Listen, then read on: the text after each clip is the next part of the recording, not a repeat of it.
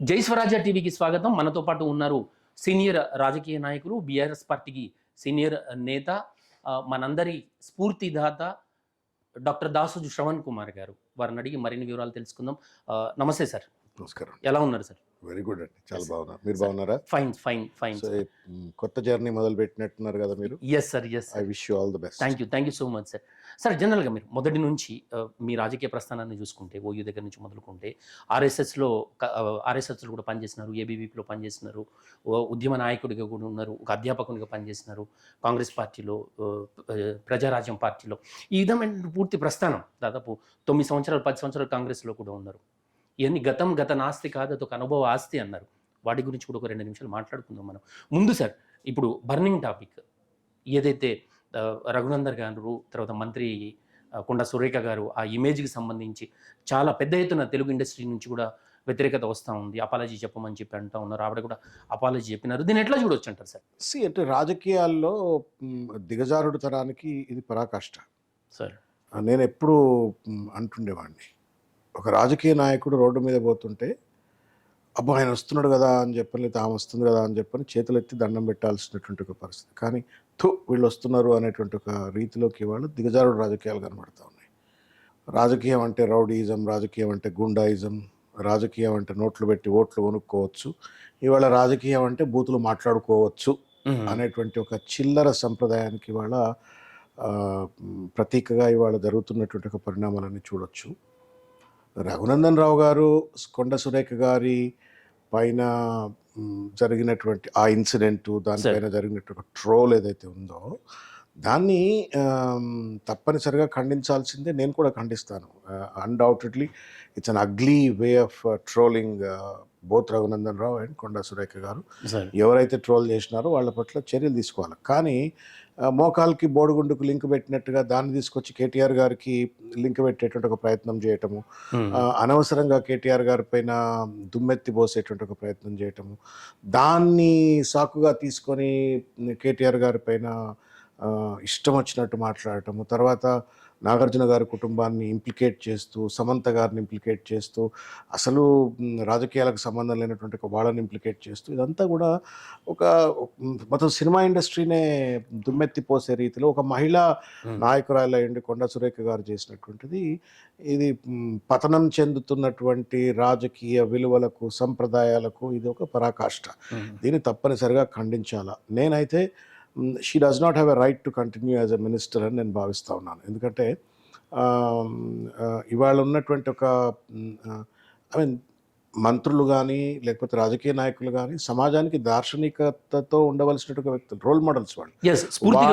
వాళ్ళే పిచ్చి పిచ్చిగా మాట్లాడితే, వాళ్ళే అర్థం పర్థం లేకుండా మాట్లాడితే, వాళ్ళే కేటీఆర్ గారి మీద ఏం మాట్లాడుతూ ఉంది, కేటీఆర్ గారు డ్రగ్ అడిక్ట్ అంటా ఉంది, కేటీఆర్ గారు రేవ్ పార్టీలు చేసుకుంటాడు అని అంటా ఉంది, కేటీఆర్ గారు సినిమా యాక్ట్రెస్లతో రేవ్ పార్టీలు చేసుకుంటాడు అని అంటా ఉంది, కేటీఆర్ గారు సినిమా యాక్ట్రెస్లను ఆయన వల్ల తొందరగా పెళ్లి చేసుకొని వాళ్ళ జీవితాలు, సినీ కెరియర్ను వదులుకొని పోతున్నారు అని చెప్పని అంటా ఉంది. దాంతో ఎంత చిల్లర మాటలు చెప్పండి. ఇప్పుడు పొలిటికల్గా I may differ with you. నేను రేవంత్ రెడ్డి గారి పైన నాకు వ్యతిరేకత ఉంది, నేను ఆయన విధానాలు నాకు నచ్చవు. నేను ఆర్ కేటీఆర్ గారి పైన నీకు నచ్చకపోతే ఒక పద్ధతితో మాట్లాడండి, సంస్కారంతో చెప్పండి. ప్రజలకు ఏం మెసేజ్ ఇస్తా ఉన్నాం అంటే ఎవరి ఇండ్ల మీద పడితే వాళ్ళను, ఎవరి కుటుంబాల్లో పడితే వాళ్ళను మాట్లాడుకోవటం, రాజకీయం అనేటువంటి ఒక రీతిలో మాట్లాడటం చాలా చిల్లర. తప్పనిసరిగా ఆవిడపై చర్యలు తీసుకోవాలా. ఆవిడ మళ్ళీ ఇప్పుడేదో నేను విడ్రా చేసుకున్నాను అంటుంది. కత్తితో కసక్కున పొడిచి మళ్ళా నేను కత్తెనక తీసుకున్నా అన్నట్టే.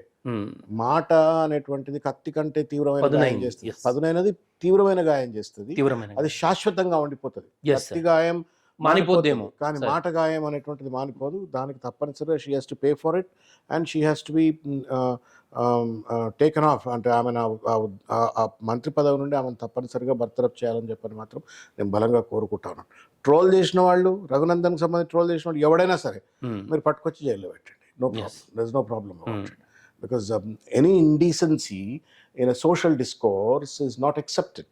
సో మీరు దాన్ని మీరు ఖండించండి, చేయండి. కానీ మీరు తెగబడి ఇష్టం వచ్చినట్టు మాట్లాడి మళ్ళీ ఇవాళ నేను నాగార్జున గారికి నేను వ్యాఖ్యలు వెనక్కి తీసుకుంటున్నా, క్షమార్పణ కూడా చెప్తలేదు, వెనక్కి తీసుకుంటున్నా అన్నారు. వెనక్కి క్షమార్పణ కూడా చెప్పలేదు, వెనక్కి తీసుకున్నా అనటం ఏంటి. మళ్ళీ కేటీఆర్ గారిని మాత్రం, కేటీఆర్ గారు అన్న మాటలలో మళ్ళీ సినిమా ఇండస్ట్రీలో సినిమా యాక్టర్స్లు అందరినీ కూడా ఇంప్లికేట్ చేస్తూ మాట్లాడింది. కాబట్టి సోయి ఉండి మాట్లాడుతున్నారో, సోయి లేకుండా మాట్లాడుతున్నారో, మంత్రులు అనేటువంటి ఒక కనీస బాధ్యత లేకుండా మాట్లాడుతూ ఉన్నారు. ఇది చాలా దుర్మార్గం. ఇది రేవంత్ రెడ్డి గారి నుండి మొదలవుతున్నటువంటి నేను తెలంగాణ మూమెంట్లో పనిచేసినాను. తెలంగాణ మూమెంట్లో కూడా తెలంగాణకు వ్యతిరేకంగా పనిచేసిన లగడపాటి రాజగోపాల్ కుటుంబ సభ్యుల గురించి ఎప్పుడు మాట్లాడలేదే. లేకపోతే అనేక మంది ఆంధ్ర పెట్టుబడిదారులు, ఆంధ్ర సీమాంధ్రకు సంబంధించిన నాయకులు ఎవరిని కూడా వ్యక్తిగత వాళ్ళ కుటుంబ జీవితాలు, ఫ్యామిలీస్, భార్యలు, పిల్లల దగ్గరికి ఎప్పుడు పోలా. ఇదంతా కేసీఆర్ గారు లేకపోతే ఇంకెవరైనా పరుషంగా మాట్లాడితే కూడా, మేము కూడా పరుషంగా మాట్లాడితే కూడా ఆ వ్యక్తి చేస్తున్నటువంటి ఒక వ్యాఖ్యలపైన, చర్యలపైన తప్ప ఇంకా ముందుకు ఎప్పుడు వెళ్ళలేదు. ఇవాళ రేవంత్ రెడ్డి అనే ఒక వ్యక్తి తెలంగాణ రాష్ట్రం ఏర్పడ్డ తర్వాత వచ్చినటువంటి ఒక రాజకీయాల్లో వచ్చిన ఒక తప్పుడు సంప్రదాయం, ఆయన వల్ల వచ్చిన తప్పుడు సంప్రదాయం. కేటీఆర్ గారు కొడుకును చిట్టినాయుడు అంటాడు, అరే బాడీ షేమింగ్ చేస్తాడు. ఇలా పిల్లోడు 7 ఫుట్ల హ్యాండ్సమ్ హీరో లెక్క కనబడుతున్నాడు. అటువంటి ఆ అబ్బాయిని పట్టుకొని ఇష్టం వచ్చినట్టు ట్రోల్ చేసినాడు, ఇష్టం వచ్చినట్టు. నేను అప్పుడు పార్టీలో ఉన్నాను, కాంగ్రెస్ పార్టీలోనే ఉన్నాను. నేను చాలాసార్లు ప్రొటెస్ట్ చేసిన, ఏందా ఇది, ఏం పద్ధతి ఇది, చిన్నపిల్లలను అడ్డం పెట్టుకొని రాజకీయం చేయటం ఏంటి, కుటుంబ సభ్యులను అడ్డం పెట్టుకొని రాజకీయం చేయటం ఏంటి. కాకపోతే నా voice was not very much audible then. Revanth Reddy గారు చేసినారు. ఇప్పుడు ఇది కొనసాగుతూ ఉంది. ఇప్పుడు వరుస పెట్టి ఆయన ఆదర్శవంతుడు అయిపోయింది. ఇవాళ దేశంలో, రాష్ట్రంలో ఆయన రేవంత్ రెడ్డి గారు మహాత్మా గాంధీ, ఆయన ఒక ఆదర్శవంతుడు. ఆ ఆదర్శవంతుని చూసి ఆయన మాటలను అందరూ కూడా అనుకరించేటువంటి ఒక ప్రయత్నంలో భాగంగా ఇవాళ కొండ సురేఖ గారు ఇట్లా మాట్లాడిన అనుకుంటా ఉన్నాను. She does not have a right to continue. Certainly Revanth Reddy గారు తన వైఖరి మార్చుకోవాలా, కొండ సురేఖ గారిపై తప్పనిసరిగా చర్యలు తీసుకోవాలని చెప్పి కోరుతాను. తెలంగాణలో ఎన్ఫోర్స్మెంట్ ఈడీ రైడ్స్ కూడా జరిగినాయి.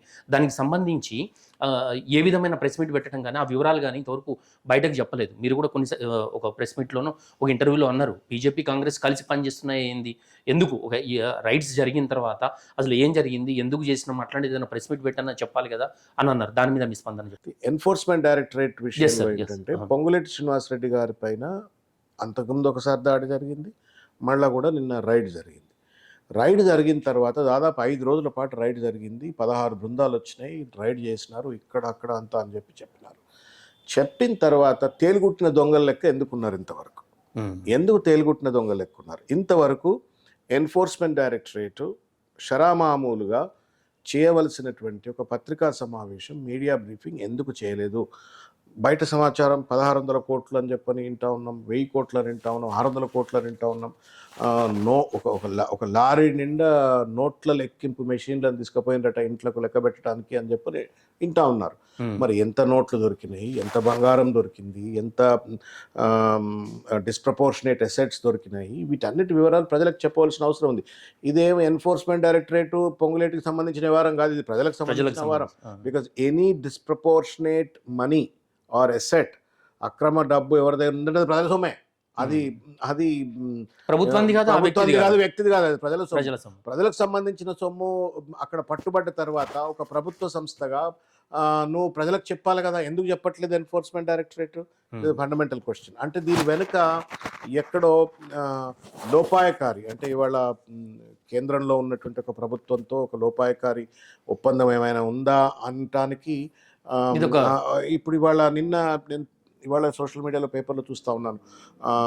పొంగులేటి శ్రీనివాసరెడ్డి గారు, తర్వాత Gautam Adani, who is suppose to be the big time business men promoted by the BJP, ఆయన పొంగులేటి శ్రీనివాసరెడ్డి గారు, తర్వాత ఇంకా ఎవరు, ఇప్పుడు ఆయన కర్ణాటకలో అడ్వైజర్, చీఫ్ మినిస్టర్కు చీఫ్ అడ్వైజరు, క్యాబినెట్ హోదాలో పనిచేస్తున్నాడు. తెలంగాణలో ఉంటాడు ఆయన, కర్ణాటకలో ఉన్నాడు, అక్కడ అడ్వైజర్ అని ఇక్కడ ఉంటాడు. సునీల్ కనుగోలు అని చెప్పని ముగ్గురు కూడా ఐటీసీ కోహినూర్లో కలిసిండ్రు అని చెప్పని. ఎన్ఫోర్స్మెంట్ డైరెక్టరేట్ రైడ్, 1000 కోట్ల రూపాయలు దొరికినాయి అని చెప్పని వార్తలు. తర్వాత ఈడీ ఒక్కసారి కూడా ధృవీకరించలేదు, ప్రెస్ మీట్ పెట్టలేదు, తేలుగుట్టిన దొంగలు ఎక్కున్నారు. ఇమీడియట్గా రాత్రికి రాత్రి ఐటీసీ కోహినూర్ హోటల్లో మీటింగులు జరిగినాయి అని చెప్పని వార్తలు వస్తూ ఉన్నాయి. దీన్ని ఏమనుకోవాలో మీరు చెప్పండి. దీని అంతా ఒక అంచనా వేసి మీరు చెప్తా ఉన్నారా? మీరు అంచనా వేసుకోండి.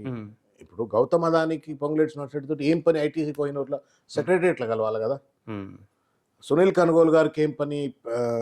ఆ మీటింగ్లో కూర్చోవడానికి. అంటే ఏదో ఒక లాబియింగు, నెట్వర్కింగు, మరి ఆ కేసుని మనం చూసినాం గతంలో. ఆ, అస్సాం ముఖ్యమంత్రి, సీఎం రమేష్, ఇంకా చాలామంది మన తెలుగు రాష్ట్రాలకు సంబంధించిన వాళ్ళు కావచ్చు, బయట రాష్ట్రాలకు సంబంధించిన వాళ్ళు కావచ్చు, ఈడీ రైడ్ కాగానే వాళ్ళు మళ్ళా సాఫ్రన్ కండువా కప్పుకోగానే ఈడీ సైలెంట్ అయిపోతుంది, కేసులు ఉండవు అనేటువంటిది మనం చూస్తున్నాం. సో ఇట్లా ఏమైనా జరుగుతూ ఉందా? What is happen, what is cooking up? Hydraa కట్టుకునేటప్పుడు పర్మిషన్స్ ఇచ్చేది వాళ్ళే, కూలగొట్టేది వాళ్ళే. ఒక ఒక ఒక వ్యక్తి, ఒక సాధారణ వ్యక్తి, ఒక 45 సంవత్సరాల ఒక శ్రమ, ఎన్నో నమ్మకాలతో ఇల్లు కట్టి చూడు, పెళ్లి చేసి చూడు అన్నట్టు ఓ ఇల్లు కట్టుకుంటే దానికి పర్మిషన్స్ ఇచ్చేది వాళ్ళే, రిజిస్ట్రేషన్ చేసేది వాళ్ళే, ఎలక్ట్రిసిటీ బిల్లు, నల్లా బిల్లు ఇవన్నీ ఇచ్చేది వాళ్ళే. దాని మీద ఒక లోన్ తీసుకొని బ్యాంకు ద్వారా ఇల్లు కట్టుకుంటే ఇది దొంగది, లేకుంటే ఇది పర్మిషన్ లేదు, మీరు కట్టుకున్నారని చెప్పి కూలగొట్టడం, దీన్ని ఎట్లా చూడొచ్చు అంటారు? మీ ప్రశ్నలోనే సమాధానం ఉంది. మీరే అన్నారు ప్రజారంజకమైనటువంటి ఒక పాలన ముఖ్యమంత్రి అందిస్తున్నారు అని. మళ్ళీ మీరే కరెంటు బిల్లులు ఉంటాయి, పర్మిషన్లు ఉంటాయి, రోడ్లు ఉంటాయి, నల్లాలు ఉంటాయి, పైపులు ఉంటాయి, మళ్ళీ అక్రమ నిర్మాణాలు కూల్స్తున్నారు అని చెప్పన్నారు. కాబట్టి ఇది ప్రజారంజక పాలన కాదు, ఇది ప్రజా కంటక పాలన. ఎట్టి పరిస్థితుల్లో రేవంత్ రెడ్డి గారు ఒక సెన్సేషనలిజం జరగాల, థియేట్రిక్స్ ఉండాలా, తర్వాత ఆయన ఇచ్చినటువంటి ఒక వాగ్దానాల అమలు చేయలేని వైఫల్యాన్ని కప్పిపుచ్చుకోవాలంటే ఏదో ఒక ఎంత కాంట్రడిక్షన్ అండి. రాజకీయం ఎవడైనా సరే, ఏ పార్టీ అయినా సరే, బీఆర్ఎస్ కానీ, కాంగ్రెస్ కానీ, లేకపోతే ఇంకెవడైనా దేశవ్యాప్తంగా ఉన్న రాజకీయ పార్టీలు వాళ్ళ వ్యక్తిగత ప్రతిష్టను పెంచుకోవడం కోసం కాదు, ప్రజలకు జీవితాల్లో వెలుగులు నింపడం కోసం. Development is for people, not for individual or for a political party. ఇవాళ రేవంత్ రెడ్డి తన ఇమేజ్ని పెంచుకోవడం కోసం బుల్డోజర్ రాజ్ని చలాయిస్తూ ఉన్నాడు. ఎంత కాంట్రడిక్షన్. రాహుల్ గాంధీ గారు దేశవ్యాప్తంగా బుల్డోజర్ రాజ్కు వ్యతిరేకంగా కొట్లాడుతున్నారు, ప్రియాంక గాంధీ గారు కొట్లాడుతున్నారు. ఉత్తరప్రదేశ్లో బుల్డోజర్ రాజ్ వచ్చినప్పుడు మొట్టమొదటిసారి గళమెత్తింది రాహుల్ గాంధీ గారు, ప్రియాంక గాంధీ అక్కడ పోయి గొడవలు చేసినారు, కోర్టులో కేసు వేసినారు. దేశవ్యాప్తంగా బుల్డోజర్ రాజ్ తప్పు, రేవంత్ రెడ్డి రాజ్యంలో మాత్రం బుల్డోజర్ రాజ్ కరెక్ట్ అని అంటే ఇది ఎక్కడ కరెక్ట్? ఒకటి.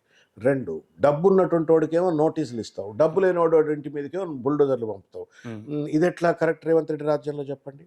మూడవది, ఇవాళ there is something called constitutional sanctity and due process, legally టెనబుల్గా ఉండేటువంటి ఒక ప్రాసెస్ ఉండాలా. నువ్వు మూసీ నదికి సంబంధించిన అంశం కావచ్చు, లేకపోతే నేనే రాసినానండి జిహెచ్ఎంసీ మేనిఫెస్టోలో 2020లో మరిశేష్ రెడ్డి గారు, ఇన్ఫ్యాక్ట్ మేమంతా కలిసి కూర్చొని రాసినాం, we shall constitute a lake protection authority to protect the lakes in collaboration with resident welfare associations. అంటే ప్రజలను రెసిడెంట్ వెల్ఫేర్ అసోసియేషన్స్ను భాగస్వాములు చేస్తూ మేము ఒక lake protection authority under GHMC మేము కాన్స్టిట్యూట్ చేస్తాము అని చెప్పినాం. మరి ఏం చదువుండో, ఏం అర్థమైందో, ఎవడు చెప్పిండో దాన్ని హైడ్రా అని పడేసి దానికి ఒక ప్రత్యేక పవర్లు ఏం చేయాలా? గడ్డి బీకాలా? మేయర్ ఏం చేయాలా? కమిషనర్ ఏం చేయాలా? కార్పొరేటర్లు ఏం చేయాలా? హైడ్రాకు ఆ పవర్లు ఇచ్చినా అని చెప్పని 74 కాన్స్టిట్యూషనల్ అమెండ్మెంట్ను తుంగలో దొక్కేస్తా ఉన్నాడు. ఎవడు చెప్పేటోడు లేడండి. ముఖ్యమంత్రి పదవిలో కూర్చొని ఒక చిల్లర మాటలు మా వ్యవహార శైలి. నువ్వు హైడ్రా పెడుతున్నావు, what should independent of GHMC. మరి జిహెచ్ఎంసీ ఏం చేయాలా? కమిషనర్ ఏం చేయాలా? మేయర్ ఏం చేయాలా? కార్పొరేటర్లు ఏం చేయాలా? ఇదొకటి. రెండోది ఏంటంటే ప్రాసెస్. నువ్వు ప్రతి చెరువును కూడా కాపాడవలసిన అవసరం ఉంది, మన కోసం కాదు, మన 100 ఏళ్ల కోసం మనం కాపాడాలి. అయితే కాలక్రమేణా కొన్ని చెరువులు కాపాడటానికి కూడా అవసరం లేనంత రీతిలో డెన్సిటీ ఆఫ్ పాపులేషన్ పెరిగిపోయిందండి. హైదరాబాద్లో ఎప్పుడో 20 లక్షలు 30 లక్షలు ఉన్నటువంటి ఒక జనాభా ఇలా 1 కోటి మందికి వచ్చింది. మరి వాళ్ళ భూమి మీదనే కదా ఉండేది. వాడు చెరువులు కబ్జా చేస్తూ ఉన్నాడా? కాపాడాలా? But somewhere along this is happened. ఇప్పుడు జిహెచ్ఎంసీ ఆఫీసు ఒక చెరువు మీదనే కట్టిండ్రని అంటున్నారు. రాజ్ భవన్ చెరువు మీదనే కట్టినంటున్నారు. మొత్తం నెక్లెస్ రోడ్ FTL మీదలో ఉందని అంటున్నారు. అనేక నిర్మాణాలు, ప్రభుత్వ నిర్మాణాలు కూడా ఇవాళ హైడ్రా ఆఫీస్ కూడా ఇవాళ చెరువుల్లో ఉంది అని అంటా ఉన్నారు. అంటే కాలక్రమేణా కొన్ని చెరువుల మనుగడ కొనసాగించలేకపోవడం కావచ్చు, క్యాచ్మెంట్ ఏరియా అంతా కూడా కన్స్ట్రక్షన్స్ వచ్చేసిన తర్వాత నీళ్లు రాకపోవడం వల్ల కావచ్చు, మొత్తానికి కొన్ని చెరువులు పోయినాయి, కొన్ని చెరువులు ఉన్నాయి, కొన్ని చెరువులు అన్యాక్రాంతం అయిపోయినాయి, ఆక్రమణకు గురైపోయినాయి. వీటిపైన ఒక నిర్దిష్టమైనటువంటి సర్వే చేసి ఉండాల్సి ఉండే. సెటిలైట్ ఇమేజరీ Images సర్వే తీసుకోండి. కావచ్చు, లేకపోతే లైడార్ సర్వే కావచ్చు, డ్రోన్ సర్వేస్ కావచ్చు, కంప్లీట్ మొత్తం ల్యాండ్ సర్వే చేసి క్యాచ్మెంట్ ఏరియా ఎంతవరకు కన్స్ట్రక్షన్స్ లేకుండా ఉంది, నీళ్లు ఎంతవరకు వస్తాయి, ఎంతవరకు రావు, ఒకటి. రెండు, అబ్స్ట్రక్షన్స్ ఏమున్నాయి, తర్వాత ఫుల్ ట్యాంక్ లెవెల్ ఎంత ఉంటుంది, తర్వాత బఫర్ జోన్ ఎంత ఉండాలా, తర్వాత ఇప్పుడున్నటువంటి ఒకసారి ఒక బౌండరీస్ ఫిక్స్ చేసిన తర్వాత ఆ లోపల ఉన్నటువంటి ఒక నిర్మాణాలలో అక్రమమైనవన్నీ, సక్రమమైనవన్నీ, ఇవన్నీ నిర్ధారించిన తర్వాత మీరు వాళ్ళకి నోటీసులు ఇచ్చి తర్వాత మీరు డిమాలిష్ చేయాల్సిన అవసరం ఉంటే డిమాలిష్ చేయండి. బట్ ఒకవేళ సక్రమమైన నిర్మాణం అయితే వాడికి రీహాబిలిటేషన్ ఇవ్వాలా. నేను ఒక ఇల్లు కట్టుకోవటం అనేది నాకు ఇప్పటికీ సొంత ఇల్లు లేదు, నాకు సొంత ఇల్లు లేదు, ఇవాళ కూడా సొంత ఇల్లు లేదు. సొంత ఇల్లు ఉండడం అనేటువంటిది ఎంత పెద్ద కళ అనేటువంటిది నాకే తెలుసు, ఎంత కష్టమో కూడా నాకే తెలుసు. నువ్వు ఒక సాధారణమైనటువంటి ఒక ఉద్యోగియో చిన్న చిన్న వ్యాపారస్తులో వాడు ఎంతో రెక్కలు ముక్కలు చేసుకొని రక్తాన్ని చెమటగా మార్చి కొద్ది డబ్బులు సంపాదించు ఇల్లు కట్టుకుంటే రాత్రి బుల్డోజర్ పంపి కూలగొడతా అంటున్నావు. పెద్దోళ్ళు రేవంత్ రెడ్డి గారు తమ్ముడు తిరుపతి రెడ్డి గారు ఇంకెవరికోనేమో నువ్వు నోటీసులు ఇస్తావు, నెక్టర్ గార్డెన్స్కు నోటీసులు ఇస్తావు, మూసి పరివాహక ప్రాంతంలో ఉన్నటువంటి ఒక పేదోళ్ళకి ఏమో బుల్డోజర్లు పంపుతావు, లేకపోతే చెరువుల కింద ఉన్న వాళ్ళకి బుల్డోజర్లు పంపుతా అంటే ఏం న్యాయం ఇది? ఏమంటున్నా అంటే డ్యూ ప్రాసెస్ ఫాలో కండి. కోర్టు చెప్పిన తర్వాత కూడా మీరు మొన్న జస్టిస్ లక్ష్మణ్ గారు అనుకుంటా అది హైకోర్టులో ఆర్గ్యుమెంట్స్ చూస్తూ ఉన్నాం వీడియోలు అక్కడిక్కడ. I mean it's slab on the face of Revanth Reddy and Ranganath. అంత గట్టిగా చెప్పిన తర్వాత కూడా ఇంకా మూర్ఖంగా నెక్స్ట్ డేనే మేము ఆర్డినెన్స్ తీసుకొస్తామని ఆర్డినెన్స్ పట్టుకురావటం, ఆర్డినెన్స్ను బీజేపీ గవర్నర్ అప్రూవ్ చేయటం. ఇక మీరు చెప్పరు, ఇక మీరు ఏమనాలా అంటే ఏమన్నా పద్ధతి ఉందా? మరి why is that BJP ministers are not condemning it? ఈ హైడ్రాకి ఎక్స్ట్రా కాన్స్టిట్యూషనల్ అథారిటీగా ఎందుకు తయారు చేస్తూ ఉన్నారు, ఎందుకు పవర్స్ ఇస్తూ ఉన్నారు, ఈ ఆర్డినెన్స్ ఎట్లా ఇచ్చిందని చెప్పని గవర్నర్ గారి దగ్గరికి ఎందుకు పోట్లేరు, వీళ్ళు తప్పని ఎందుకు పోట్లేరు? ఇదంతా కూడా ఒక colluded compromised politics, not in the interest of public but against the interest of public. That is a serious concern. తప్పనిసరిగా రేవంత్ రెడ్డి వ్యవహార శైలి మాత్రం ఇది దుర్మార్గం. ఆయన చేస్తున్న రెండు తప్పిదాలు. ఒకటి, ప్రజల జీవితాలను నాశనం చేస్తూ ఉన్నాడు. మనం ఒక మాట చెప్తాం, రోటీ కపడా మకాన్ అని అంటాం. పూరా జిందగీ కాంగ్రెస్ పార్టీ నినాదం, ఒకప్పుడు కాంగ్రెస్ పార్టీ నినాదం గరీబీ హటావో రోటీ కపడా మకాన్, ఇందిరాగాంధీ నినాదం రోటీ కపడా మకాన్. ఎవడి జీవితమైనా ఈ మూడు ఉండాలని కోరుకుంటాడు. రోటీ కడుపు నిండా తిండి ఉండాలా, కట్టుకోవడానికి బట్ట ఉండాలా, ఇల్లు ఉండాలని చెప్పని కోరుకుంటారు. నువ్వు ఉండడానికి ఇండ్లను కూలుస్తా ఉన్నావు. చెరువులను కాపాడదాం, దానికి ఒక ప్రజాస్వామ్య బద్ధం ఉంటుంది, రాజ్యాంగ బద్ధం ఉంటుంది, చట్టం ఉంటుంది, డ్యూ ప్రాసెస్ ఉంటుంది. ఇది ఫాలో కావాల్సిన అవసరం ఉంది. కొంతమంది ఎవడో అంటా ఉన్నారు వీళ్ళు డ్యూ ప్రాసెస్ ఇంత పద్ధతిగా కనుక పాటించినట్టయితే కూల్చేది ఉండదు, ఆ చెరువులు కాపాడబడవు, కోర్టులు ఉంటాయి. అరే చట్టమయ్యా, ఇది ఆటవిక రాజ్యం కాదు, అరణ్య రాజ్యం కాదు, ఇది ప్రజాస్వామిక దేశం. ఇది ఇక్కడ ఒక రాజ్యాంగం ఉంది. ఆ రాజ్యాంగానికి లోబడి ఏం పని చేసినా కానీ టెనబుల్ ఉంటుంది, సస్టైనబుల్ ఉంటుంది. ఇవాళ రేవంత్ రెడ్డి గద్దె దిగుతాడు, ఒక 2 నెలల గద్దె దిగుతాడు అనుకుందాం ఫర్ ఎగ్జాంపుల్. మరి అయినా హైడ్రా కొనసాగాలి కదా. అవును. అంటే దానికి ఏంటి, కాన్స్టిట్యూషనల్ శాంటిటీ ఉండాలి, డ్యూ ప్రాసెస్ ఉండాలి, అయినా చెరువులు కాపాడబడాలి కదా, అయినా మూసి బాగుపడాలి కదా. మూసి పరివాహక ప్రాంతంలో ఉండే ఇళ్ళన్నీ కూడా ఆ నెంబర్లు వేసి కూలగొట్టే పరిస్థితి జరుగుతూ ఉంది. పూర్తి వ్యతిరేకత ఉన్నది. దీన్ని ఎట్లా చూడొచ్చు అంటారు? ఇప్పుడు అవసరమా? రేపు పొద్దుగాల ఎవరు మూసి దానకిషోర్ ఎవరో ఉన్నట్టున్నాడు, దాంట్లో ఇన్వాల్వ్ అవుతున్నట్టున్నాడు దానకిషోర్, ఇంకెవరో బరాబర్ వాళ్ళు లీగల్ కాన్సిక్వెన్సెస్ ఫేస్ చేయాల్సిన అవసరం ఉంది. నువ్వు ఇష్టారాజ్యంగా చేయడానికి మీ తాత జాగీర్లానే, ప్రజల భూములు అవి, ప్రజల చెరువు అది, ప్రజల నది అది, ప్రజల నదిని బాగు చేయటువంటి ప్రజలను భాగస్వాములు చేయి. నువ్వు what is your policy on Musi revival? You tell me. ఇంతవరకు పాలసీ ఉందా? నువ్వు have you ever discussed with the stake holders? Revanth Reddy ఏమన్నా బాహుబలి ఆ నుంచి ఇటు దాకా మొత్తం మూసీ నదిని బాగు చేయడానికి? ఇవాళ వికారాబాద్లో పుట్టినటువంటి ఒక మూసీ నది వాడపల్లి దాకా ఉంది. ఇక్కడ రేవంత్ రెడ్డి మొత్తం ఆడ ఈడ అంతా కూర్చొని పొరలాడి మూసీ నదిని బాగు చేస్తాడా? ప్రజలు భాగస్వామ్యం చేయాల్సిన అవసరం ఉంటుంది. దానికంటే ఒక చట్టం ఉండాలి, దానికంటే ఒక ప్రాసెస్ ఉండాలి. ఇష్టం వచ్చినట్టు కూల్చేసే ప్రయత్నం చేస్తూ ఉన్నారు, దాన్ని ఒక రియల్ ఎస్టేట్ దందాకు కన్వర్ట్ చేసే ప్రయత్నం చేస్తూ ఉన్నారు. 1,00,000 కోట్లు అని చెప్పని ఏదో మీడియాలో అక్కడిక్కడ చూస్తూ ఉన్నాము. దీనిపైన మీ పాలసీ ఏంటి? దీనిపైన మీరు ప్రజలను ఎట్లా భాగస్వాములు చేయడానికి మీరు సమాయత్తం అవుతా ఉన్నారు? తర్వాత what is your resettlement and rehabilitation package? మీరు పునరావాసం కల్పించకుండా ప్రజల యొక్క ఆస్తులను ఇట్స్ లైక్ ల్యాండ్ ఎక్విజిషన్. అంతే sir. It's like land acquisition. అవును. అక్రమ నిర్మాణాల పేరు మీద కూలుస్తా ఉన్నారు. But end of the day government is resuming the whole land. Yes. So there must be resettlement and rehabilitation policy కదా, దాన్ని ఇంప్లిమెంట్ చేయాలి కదా. అవేమీ లేకుండా నీ ఇష్టం వచ్చినట్టు చేస్తా అని చెప్పడం ఏదైతుందో ఇది దుర్మార్గం, ఇది నీచమైనటువంటిది. ఇప్పుడు పిచ్చోడి చేతిలో రాయి మాదిరిగా ఇవాళ మూర్ఖుడు ఒక కుర్చీ మీద కూర్చుంటే ఆ కుర్చీ ఎంత దుర్మార్గమైనటువంటి ఒక ప్రళయం సృష్టించవచ్చో ఇవాళ Yes, sir. కష్టపడి ముసలోళ్ళు వాళ్ళు ఇంతమంది దేశంలో ముఖ్యమంత్రి ఎవరిని అట్లా తిట్టలేదండి. I have never seen a chief minister being abuse like that by the common public. సాధారణమైన పబ్లిక్ అంత తీవ్రంగా ఒక ముఖ్యమంత్రిని తిట్టిన ఎందుకు తిడతా ఉన్నారు? వాళ్ళని రాజకీయ పార్టీలు ఇలా వాళ్ళకి ఏమైనా కక్ష ఉందా? ఏం లేదు కదా. పాలవులు కాదు, కక్ష లేదు, ఎట్ల పంచాయతీ కాదు. వాళ్ళు కడుపు మండి ఆవేదన. అరే మా ఇల్లు పోతే మేము ఎక్కడ బతకాలి, ఎక్కడ ఉండాలి? నేను ఒక లేడీ చెప్తాను, I have not imagine this. నేను ప్రెగ్నెంట్ అయిపోయి డెలివరీ టైంలో ఇట్లా నేను బయట ఉండాల్సిన పరిస్థితి వస్తుందో నాకు తెలియదు. పిల్లలు ఏమో పుస్తకాలు తీసుకుపోనీయలేదని చెప్పని పిల్లలు ఆ విజువల్స్ చూస్తుంటే ఇది ఆటవిక పాలన, ఇది ప్రజాకంటక పాలన. మూర్ఖంగా రేవంత్ రెడ్డి గారు సార్, గవర్నమెంట్ దగ్గర ఇంటెలిజెన్స్ రిపోర్ట్ ఉంటుంది, పూర్తి వ్యవహారం సమాజంలో ఏం జరుగుతుందో వాళ్ళు తెప్పించుకునే పరిస్థితి ఉన్నది. మరి అట్లాంటివి ఫీడ్బ్యాక్ తీసుకోవట్లేదు. రేవంత్ రెడ్డి గారు ఒక పెద్ద నియంతండి, డిక్టేటర్. మూర్ఖంగా తన నిర్ణయాలు తీసుకున్న తర్వాత ఆ నిర్ణయాన్ని అమలు చేయాలని చూస్తాడు తప్ప ప్రజాస్వామికబద్ధంగా చర్చ చేసి ఆయన నిర్ణయాన్ని వెనక్కి తీసుకునేటువంటి ఒక ప్రయత్నం చేయడం. అందుకే కదా ఒక పక్కన జస్ట్ హైకోర్టు ఇష్టం వచ్చినట్టు మొట్టికాయలు వేస్తూ ఉంటే తెల్లారి పొద్దుగాల నువ్వు ఆర్డినెన్స్ పట్టుకొచ్చి ఆర్డినెన్స్ గవర్నర్కి పంపించి గవర్నర్ మెప్పించి నువ్వు సంతకం పెట్టించుకున్న వాటికి ఇది ఏమన్నాడు? సీతయ్య ఎవడి మాట వినట్టే ఉంది కదా. రేవంత్ రెడ్డి వైఖరి సీతయ్య ఎవడి మాట అయినాడు, నా దారి రహదారి, నేనేమనుకుంటే అదే చేస్తా, తెలంగాణ నా రియల్ ఎస్టేట్ దందా, ఇది ఇంతకు మించి ఇంకోట్లేదు. మీరు ఏ పార్టీలో ఉన్నా కూడా చాలా నిబద్ధతతో పనిచేసినారు. ఆ పార్టీ అధిష్టానం ఏ పని అప్పచెప్తే దాన్ని 100% సక్సెస్ చేసినారు. రెండే క్వశ్చన్ సార్, మీకు టైం లేదు. ఎందుకంటే ఒక టాస్క్ మీకు అప్పచెప్పి పాలు నీళ్ళను వేరు చేసినట్టుగా హంస పాలు ఇస్తే పాలు మాత్రమే తాగి నీళ్ళను వదిలి ఆ విధంగా ఇది చెడు ఇది మంచి అని వేరు చేసి చూపించినటువంటి పరిస్థితి, అటువంటి నైపుణ్యం మీ సొంతం. ఆ పార్టీలో మీరు పవన్ కళ్యాణ్ తోటి కూడా కలిసి పనిచేసినారు. ఇప్పుడు డిప్యూటీ సీఎంగా ఉన్నారు.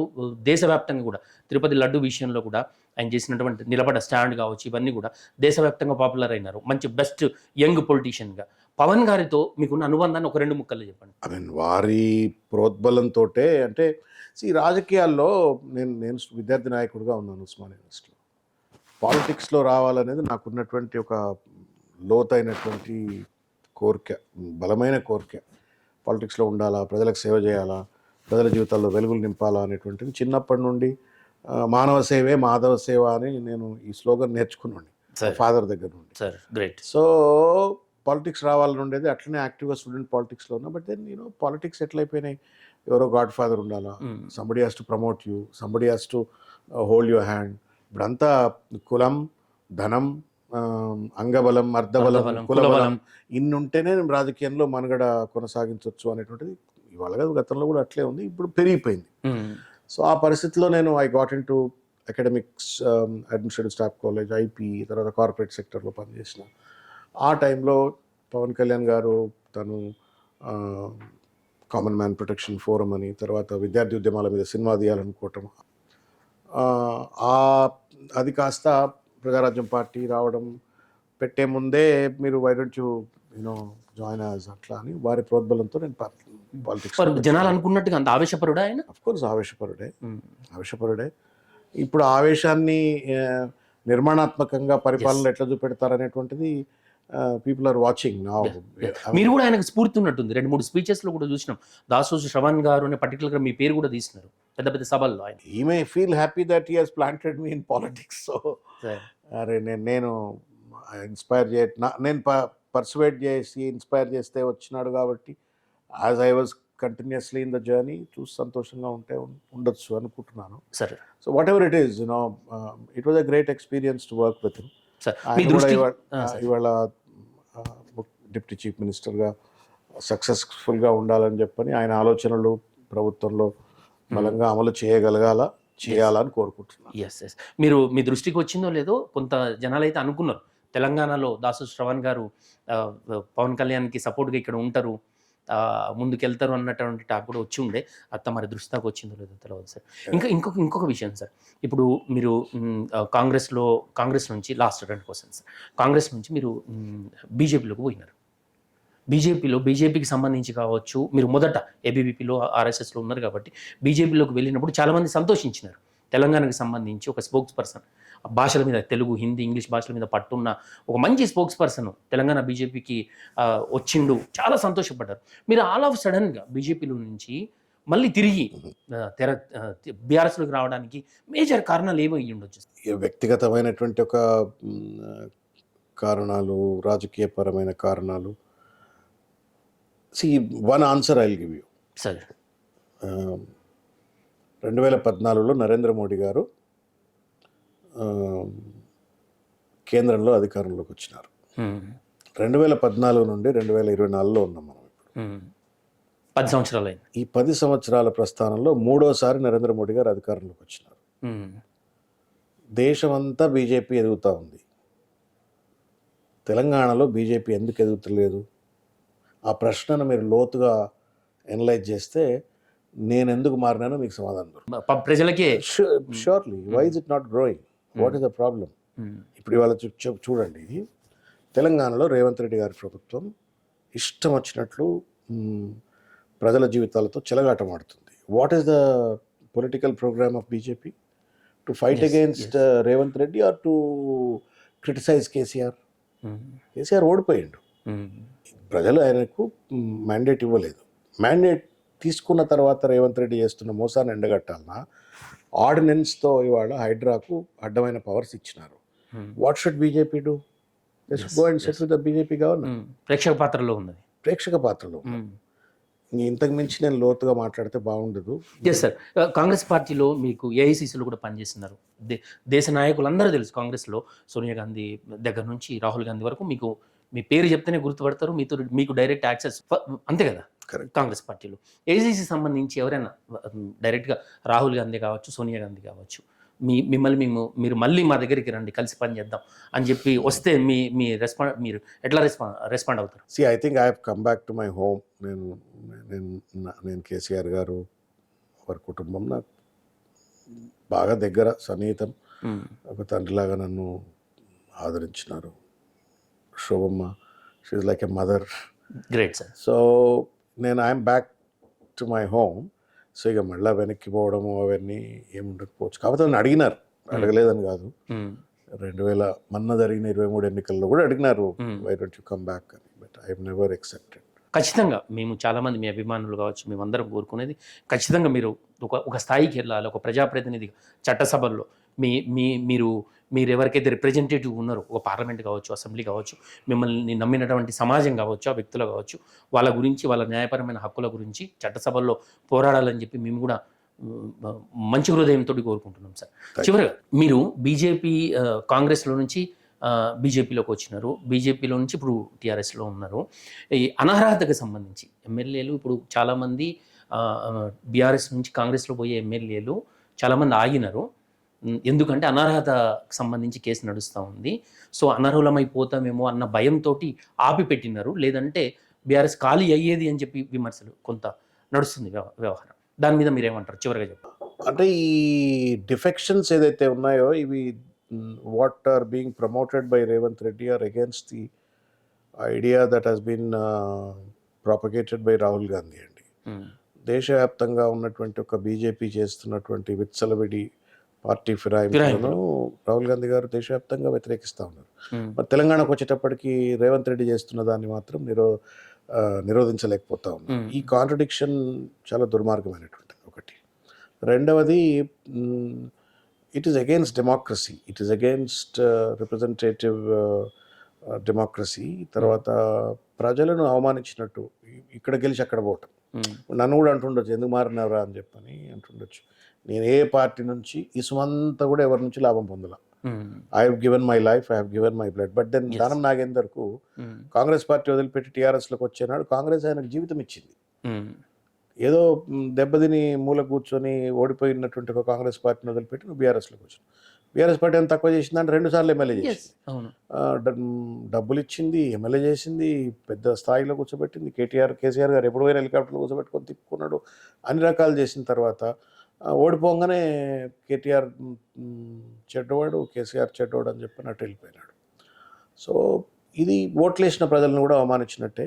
అట్లా చాలామంది పోయిన వాళ్ళందరినీ కూడా ఇది యాంటీ డిఫెక్షన్లా సీరియస్గా అమలు అవుతుంది. ఈ 10 మంది డిస్క్వాలిఫై అవుతారు. దానం నాగేందర్ గారు కూడా డిస్క్వాలిఫై అవుతారు. చాలామంది డిస్క్వాలిఫై అవుతారు. తప్పనిసరిగా ఇట్స్ అ గుడ్ సైన్. మీరు దాన్ని బీఆర్ఎస్ కాంగ్రెస్గా చూడకూడదండి. మీడియా వాళ్ళు దీన్ని ఒక ప్రజాస్వామ్యం బలోపేతం కావడానికి, ప్రజల బాగులు ఉండటానికి, ఒక మంచి రాజకీయాలు ఉండటానికి ఈ డిఫెక్షన్లా బలోపేతం కావాలా. సుప్రీంకోర్టు ఇచ్చిన తీర్పు ధర్మిలా ఇది జరుగుతూ ఉంది, జరగాలని చెప్పని కోరుకుంటాను. ఇప్పుడు నేను పార్టీ మారితే తప్పైంది. చాలామందికి బీజేపీకి పోయి ఇక్కడ ఎందుకు వచ్చిన చాలామంది నా మీద ట్రోల్. రేవంత్ రెడ్డి 6 పార్టీలు మారి కాంగ్రెస్లో ముఖ్యమంత్రి అయినాడు, ఎవరు మాట్లాడరు. ఒకటి. రెండోది, బీజేపీలో నుండి వివేక్ గారు బయటకు వచ్చినారు. ఎందుకు వచ్చినారు మరి? రాజగోపాల్ రెడ్డి తోటే మునుగోడు ఎన్నిక వచ్చింది, ఆయన కూడా వాపసు వచ్చినాడు. కాబట్టి ఇవన్నిటికీ నేను సమాధానం చెప్పే కంటే BJP should answer that questions అని నేను. ఖైరతాబాద్ నుంచి బీఆర్ఎస్ టికెట్ మీకు వస్తుందా? ఇప్పుడు నా మొత్తం రాజకీయంలో పోటీ చేయాలా అనేటువంటి ఒక ఆకాంక్షతోటే రకరకాల పరిణామాలు జరిగినాయి. Yes sir. కాబట్టి పోటీ చేయాలనేది బలమైన ఆకాంక్ష. పార్టీ నన్ను పోటీలో పెడుతుంది అని చెప్పని ఆశిస్తున్నా, కోరుకుంటున్నాను. Yes sir, all the best. మేము కూడా ఖచ్చితంగా కోరుకుంటున్నాం మీ ఉన్నతిని, మీ అభివృద్ధిని, మీరు ఆ ఉన్నత స్థితికి పోవాలని చెప్పేసి కోరుకునే వాళ్ళలో మేమందరం ఉంటాం, మీ అభిమానులం, మీకు వెన్నంటి ఉంటాం. మీకు ఆల్ ద బెస్ట్ కూడా చెప్తున్నాం. Thank you so much. Thank you. ఇది వాళ్ళ చర్చ. మరో గెస్ట్తో మళ్ళీ కలుద్దాం. చూస్తూనే ఉండండి జై స్వరాజ్య టీవీ.